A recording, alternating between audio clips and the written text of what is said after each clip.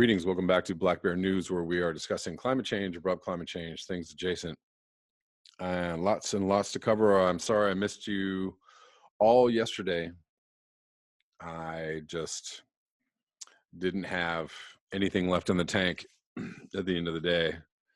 I tried, or at least I thought about trying, and it didn't happen. But kind of rare these days when I don't do a video every day.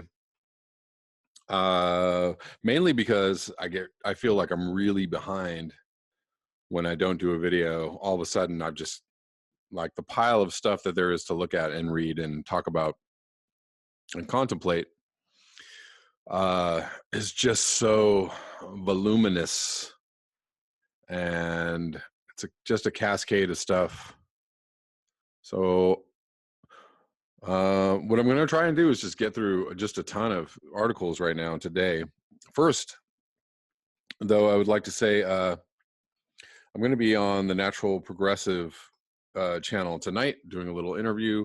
You probably won't know about it from this video because I'm going to do this video, then I'm going to do the interview, then I'm going to upload this video. So, but if you missed we're going to do it live. So if you missed the broadcast, it'll be on the Natural Progressive channel, probably later tonight or whenever it is, probably later tonight. Also, I mailed out a bunch of stickers. I hope that you guys got the stickers that I mailed. Hold on, what am I getting? I don't know. Hope you guys got the stickers I mailed. What I found out was that they have something called a global stamp at the post office, which allows one to mail just a letter, like less than an ounce, anywhere in the world for, with minimal hassle. What I was most worried about when sending these stickers out was not necessarily the price, but having to like fill out a customs form and all that like crap that you have to do. That would have just made it like kind of prohibitive to do many of the mail outs. But I mailed them all out over the last few weeks, and I have about 20 left stickers. So if you guys want stickers, please drop your address, blackbearnews@gmail.com. You can send me your address there and how many you want. Probably going to limit to maybe 5, since I only have about 20 left. So if you want 5 or less, give me a shout. Let me know. What else do I have to say? I think that's it. I'm going to get into a new article from way past what the fuck. And that's the way you got to say, what the fuck? This is called Smoke and Mirrors. I'm not supposed to be cursing on YouTube, guys. They kind of randomly give me little, like, this video cannot be monetized for all viewers. And then I argue that little whatever it is they do, and then they always say like, oh, good news, it's okay. Anyway, so I try to minimize my cursing. This is titled Smoke and Mirrors. Take a bow for the new revolution. Smile and grin at the change all around. Yeah, pick up my guitar and play. You guys know the song. Just like yesterday, then I'll get on my knees and pray we don't get fooled again. That's from The Who. How many times do we have to go through this? How many people have to tell us that the system is broken irreparably? How many times do we have to be offered watered-down pablum and half-assed solutions before we wake the fuck up? Does anyone really think that the government of a country gone horribly wrong will have any answers to the questions we should be asking?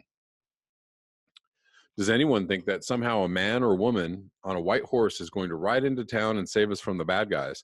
The more we buy into the misdirection and flag waving that is designed to distract us from the real issue at hand, and that is issue singular, the more lost we become.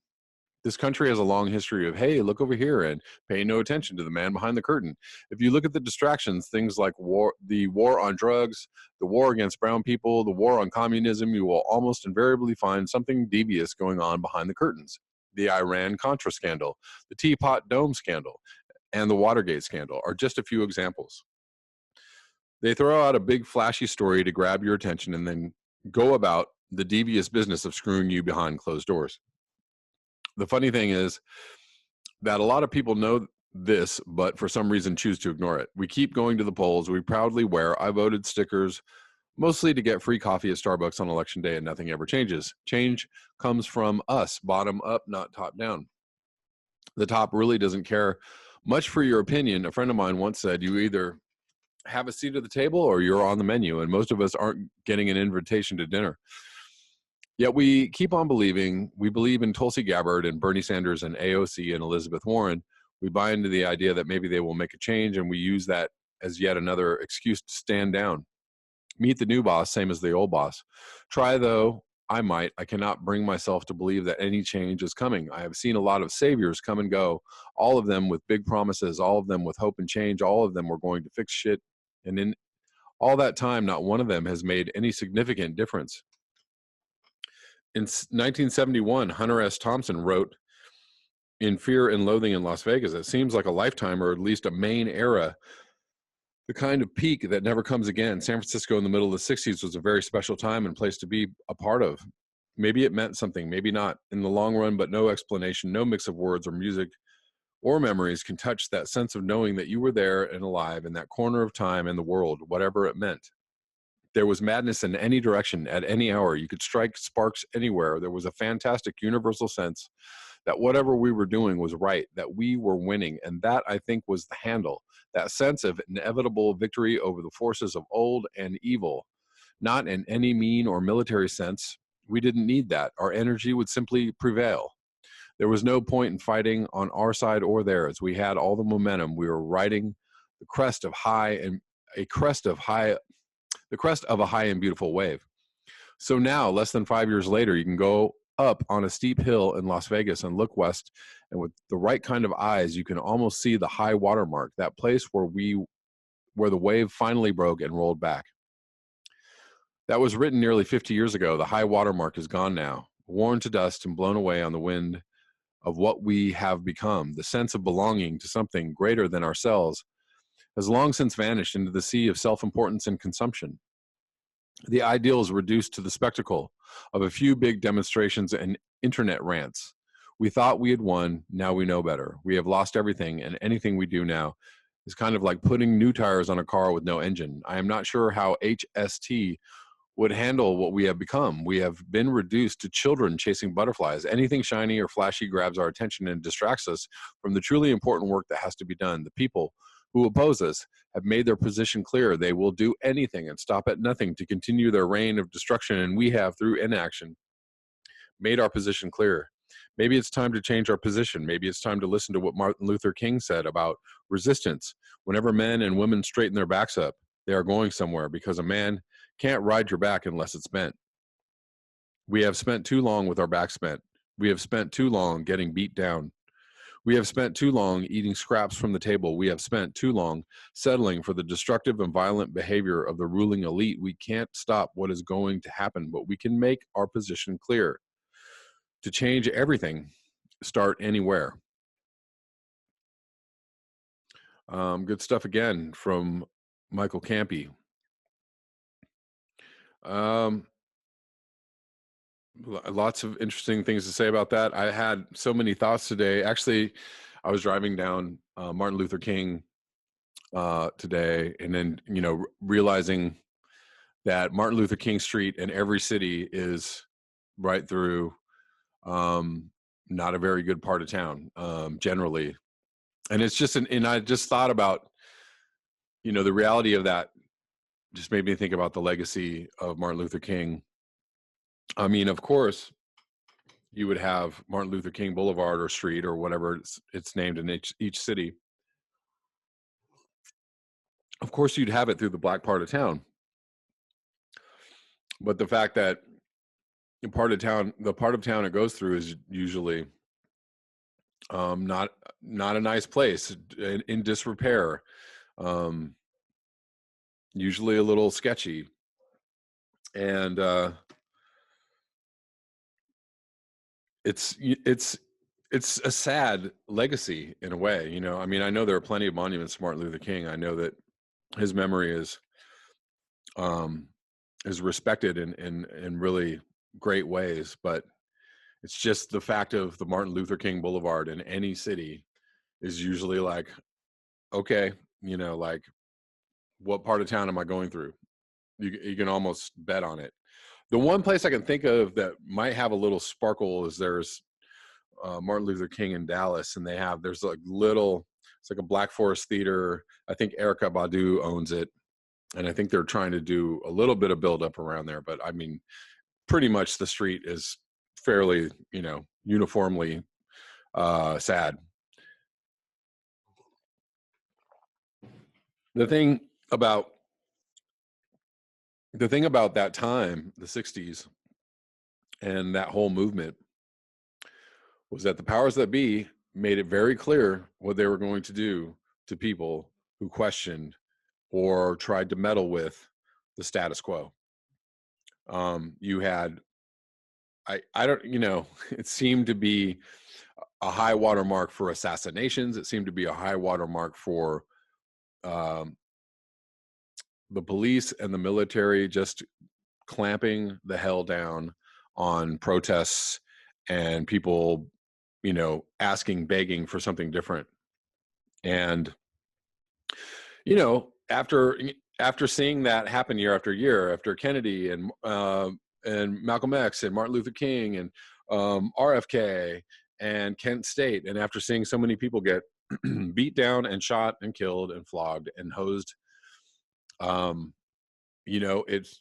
really makes people pretty weary. And then you give people some power, and you give people a lot of goodies and nice things and money, and they feel a little better, and they're like, oh, we're part of everything too. This is okay. And then that being okay and part of everything becomes the most important thing. Even when others are still dying and others are still struggling and others are succumbing, and we are still killing people, the military industrial machine rolls on unabated, and you can't question it ever. I just saw something, of course, on Jimmy Dore, but they were just replaying a newscast from The View, and Tulsi Gabbard was on The View, and the women on this show were just ripping into her about her stance and calling her an Assad apologist and telling her that basically almost that she was a traitor and how dare she have this outlook. I mean, these people are just these people are just pimps for the new world order, pimps for the military industrial complex, and they're disgusting. And and you see it everywhere, and that's why it will be, they have kinder, gentler ways of pushing people out these days. You don't necessarily have to kill them. You just have to marginalize them enough so that they become irrelevant, or you have to slander them or smear them, or call them Russian bots or sexist or racist or misogynist or homophobic or whatever that you can do. That's the easy way now, right? Just call somebody a racist or whatever, and suddenly nobody wants to listen to them. Oh yeah, must be. Well, F that guy.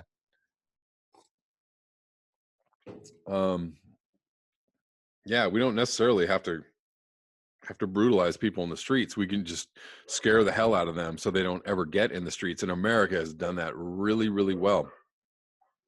I'm a little afraid that Americans have become extremely cowardly, and why wouldn't they? Cowardly and comfortable. I'm going to move on. That was a long talk. So there was a lot of weird weather this weekend. I've never seen anything like this. Said this is something from AccuWeather. So there was this ground blizzard in the Midwest, caused a bunch of wreckage. Numerous accidents reported after winter storm produces blizzard conditions in central U.S. So just all kinds of wreckage going on. I'm going to link this below. I'm really not going to. There's just pictures of just cars and trucks everywhere. I've actually been in something like this in Nebraska once, where I was driving along. They were like, chance of snow, and maybe like flurries.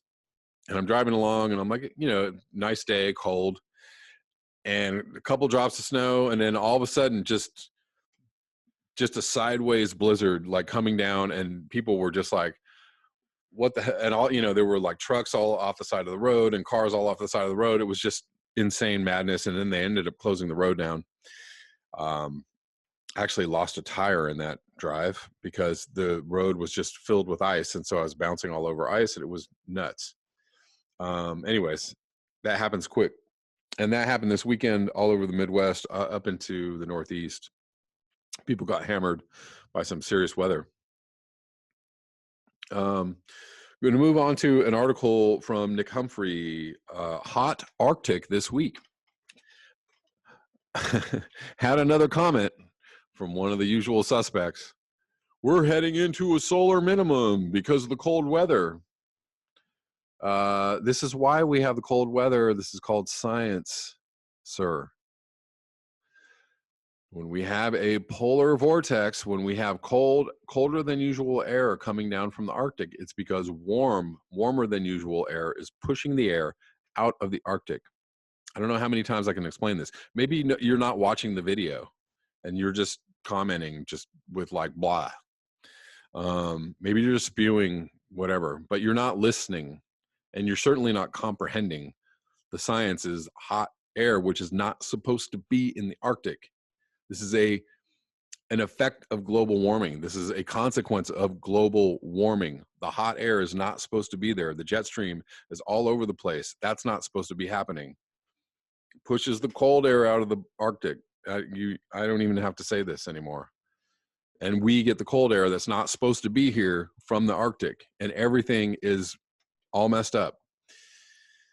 The Arctic is roasting this week. Anomaly maps add 1C2 values to approximate pre-industrial climatology and actual temps. One set of maps is for right now. This is Monday today. Another map is for Friday. Two separate Pacific storms moving into the Arctic, sending wide swaths of the Pacific side of the Arctic Ocean basin to over 20 C or 36 Fahrenheit above normal. That's hot, not just very anomalous heat, but high wind and wave action hitting the thin sea ice in association with strong storms right out of the Pacific. Didn't we see this last year? Didn't we see this the year before? This has been happening. This is happening every single year. It is destroying the Arctic sea ice, which makes it more vulnerable, which means we're going to get faster melting. This is not good. So lots of graphs here, just showing how bad it is. This is a very short piece. The overheating of this planet is really becoming noticeable. See here and here for examples of wintertime heat in Europe. Okay, so now also we have been getting anomalous warm weather in Europe, and we had anomalous warm weather in the Midwest up until January. And I've been hearing from people in Europe quite a bit that they're seeing like bees and butterflies and things that shouldn't be out yet, which is wrecking again the ecosystem, the cycle, the natural cycle, because you have bees and butterflies and pollinators coming out, and they're like, what are we pollinating? This is not good. Even in places abnormally cold because of the weakening jet stream, such as my region in the middle of North America, will very likely have yet another extreme swing to heat by April or May as the jet stream retreats, much like last year. Heavy precipitation, including snowfall, is increasing in frequency rapidly. It seems more and more places are either experiencing extreme swings or just persistence.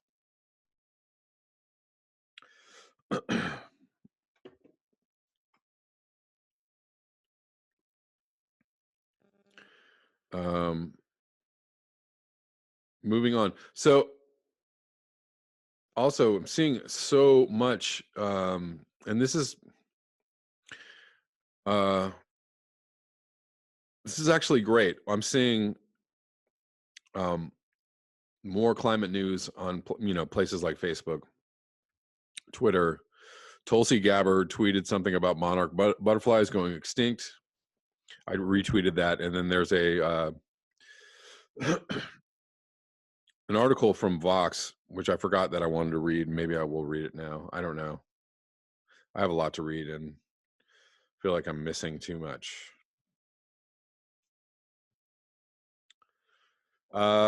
Let's read this. This is from yesterday or 2 days ago. Excuse me. It's titled, "This is an Emergency, Damn It."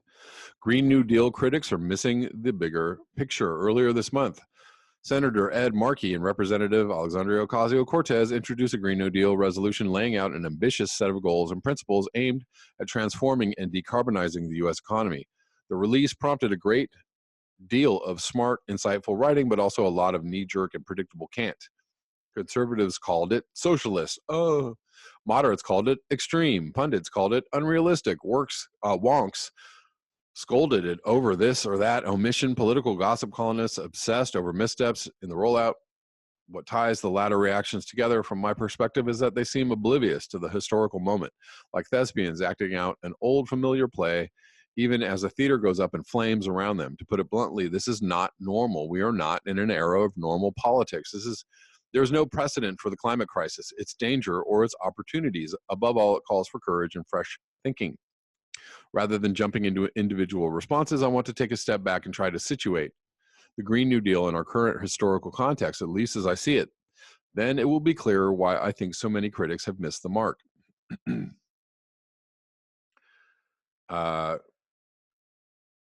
a picture here of some kids holding up a banner. It says, "Dear Democrats, step up or step aside." Boom. The context, part one, this is a fucking emergency. The Earth's climate has already warmed 1 degree Celsius from pre-industrial levels, some say up to 1.7, unleashing a cascade of supercharged heat waves, wildfires, hurricanes, storms, water shortages, migrations, and conflicts. Climate change is not a threat. It's here.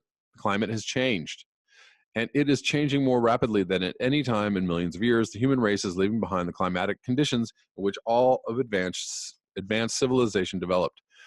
Going back to the beginning of agriculture, we have no certainty about what will happen next, mainly because we have no certainty about what we will do.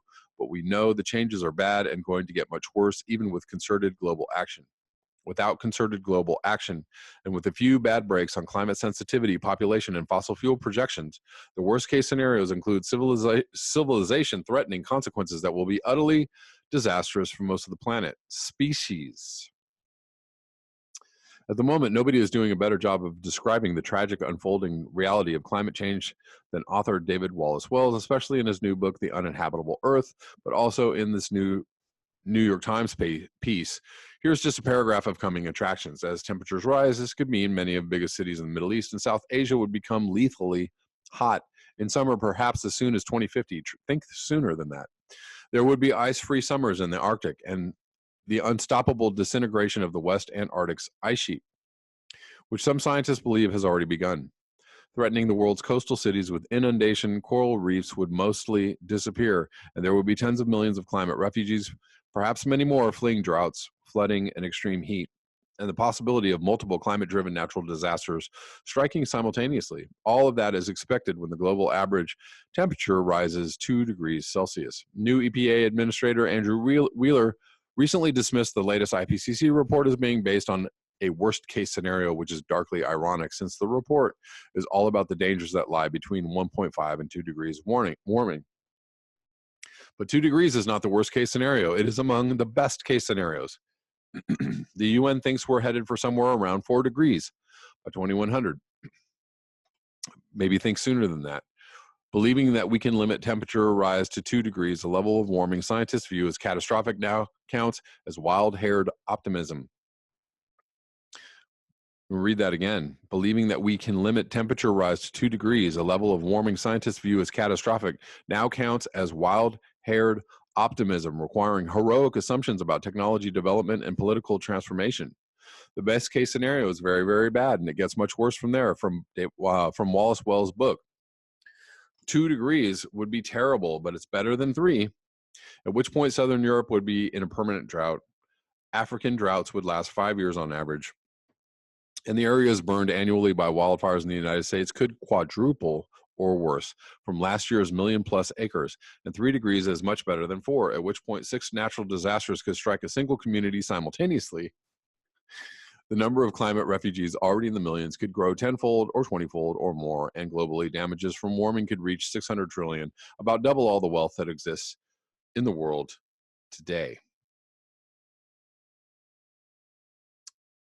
The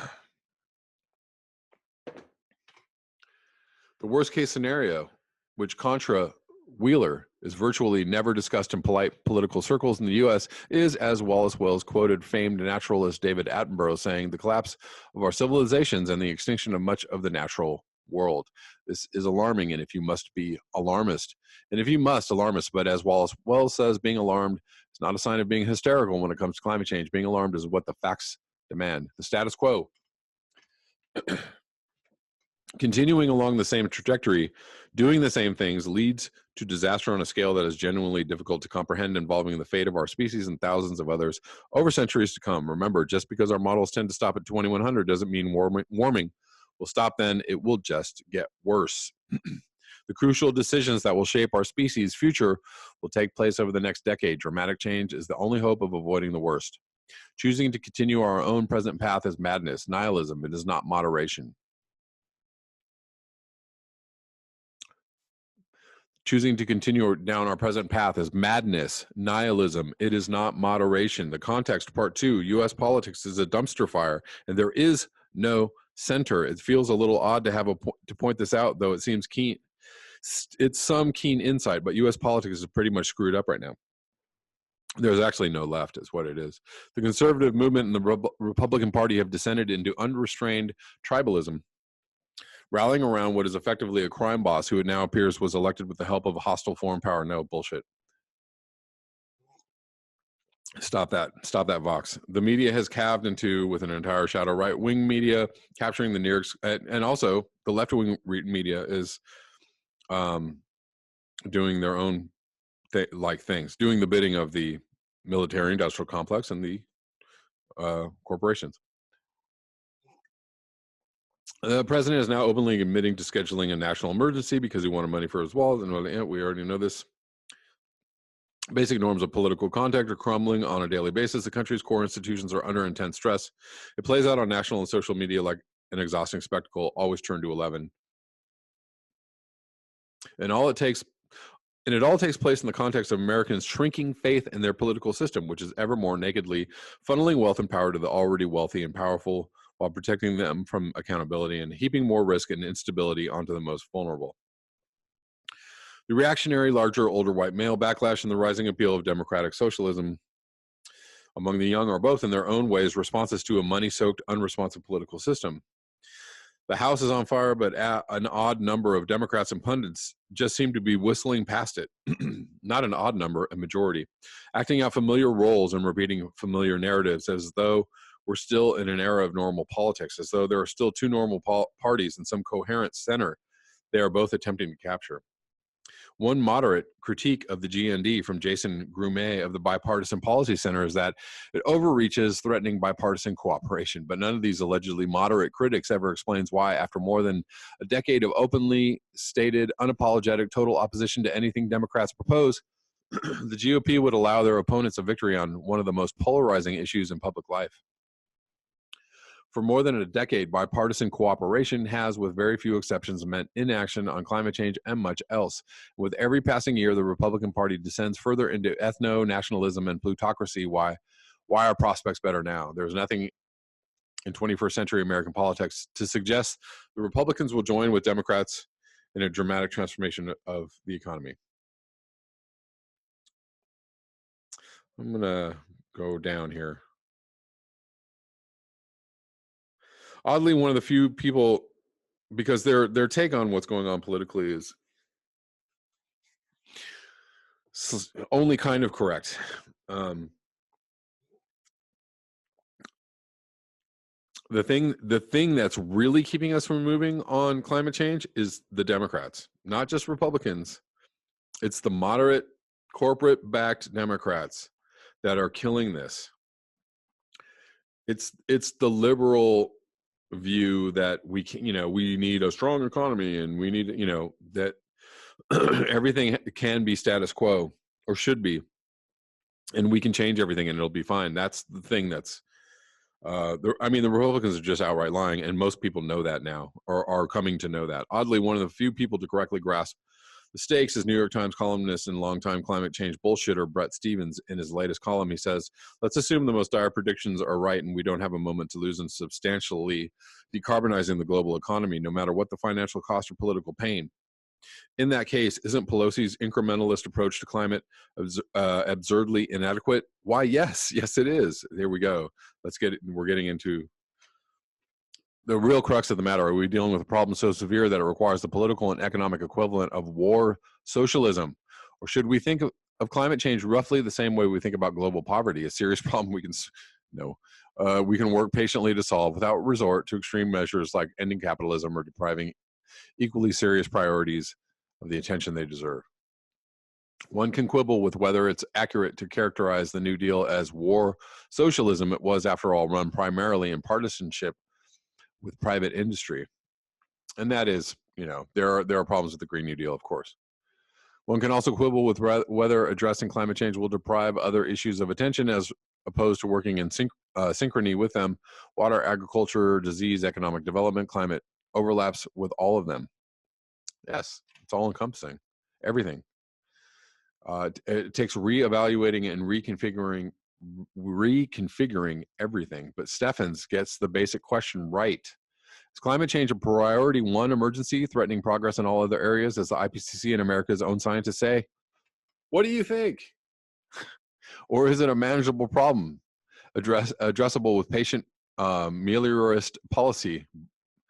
Absolutely not. Stevens chooses the latter, of course. Tellingly, he offers absolutely no evidence, no reason to distrust the scientific consensus. He can't wrap his head around the implications of the science, so he simply rejects them.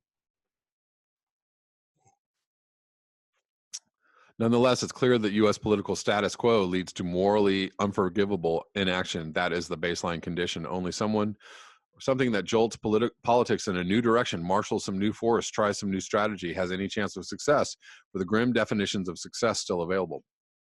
Listen, people know what's going on. That's why AOC was elected. That's why Bernie Sanders is still really popular and really has a shot. They're going to have to be very, very overt in trying to silence Bernie Sanders this time. And if they do that, they're risking a yellow vest moment for sure. You want to ensure that the American people get out in the streets. Try running Bernie Sanders off again the way you did last time, and people are going to be pissed. Or Tulsi Gabbard, or anybody who's super progressive. Where was I? Golly, how did I do that? Just trying to end this video and I just got lost. We are, how are we? Hello, guys. Hold on, I got to find this article again. Okay, I know where it went. It's because it was in another place. Political change of the scale and speed necessary is unlikely. It's a long shot, but it's either long shots or climate disaster at this point.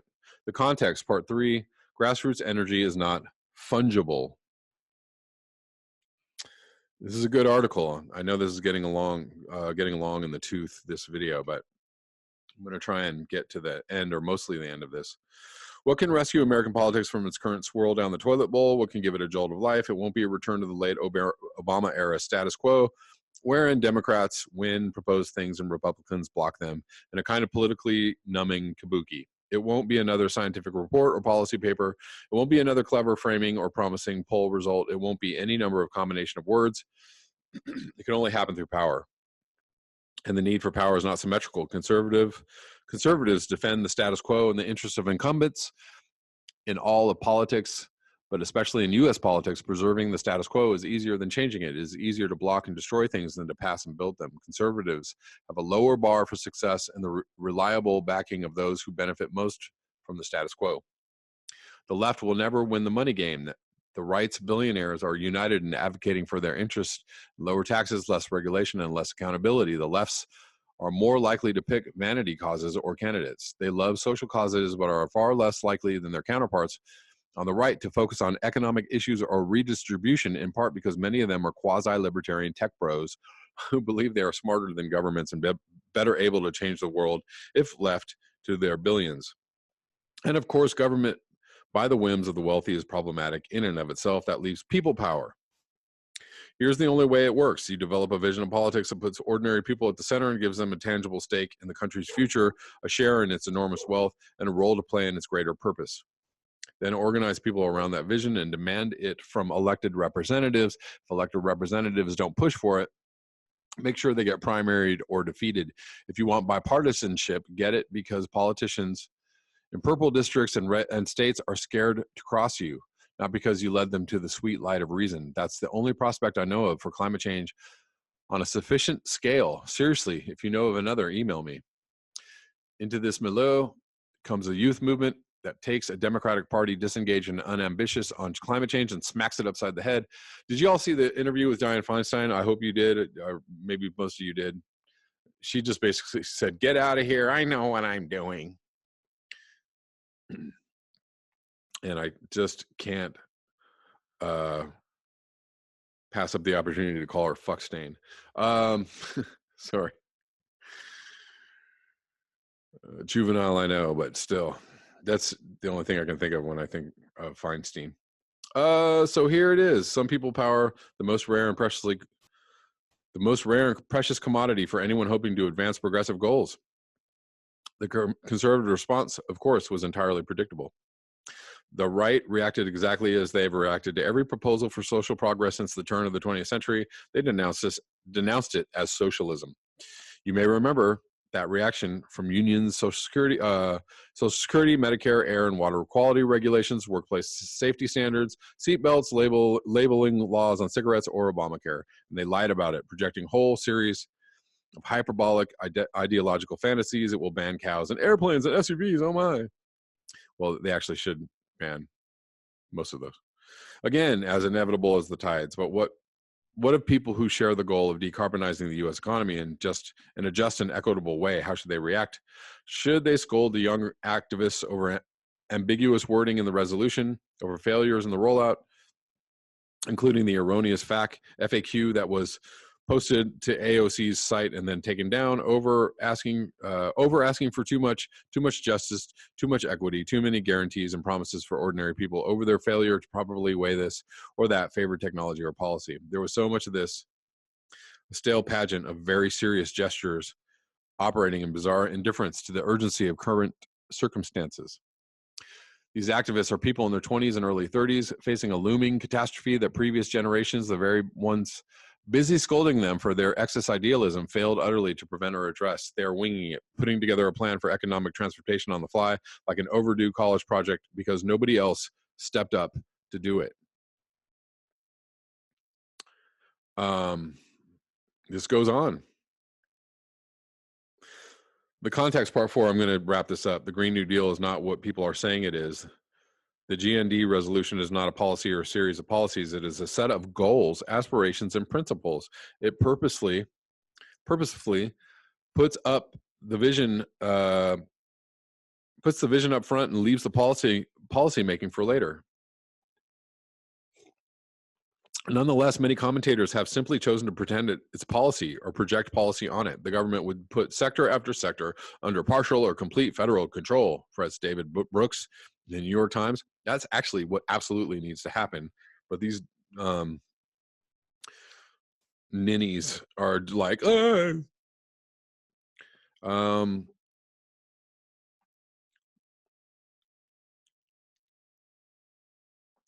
repeat after me. Privatization is bad. Bad. Nationalizing the industries is what is actually going to be necessary to make this happen. It's not going to happen in the private sector. It just is not going to happen. You're going to have to nationalize these industries. You're going to have, local and federal governments just saying, this is what we're doing,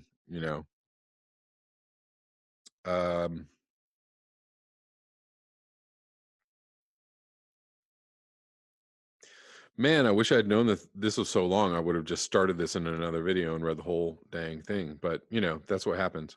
I'm going to link this below and you guys can read the rest of it. It's a pretty good article. Pretty decent summation of where we're at, and the possibilities and the necessities of even getting close to what needs to be done. That's all I have for you today. I didn't get to everything I wanted to get to. I will try to get it to you in the next video. Thank you so much for your eyes, your ears, and your conscience. If you would like to support this channel, you can do so at the links below. Until next time, peace.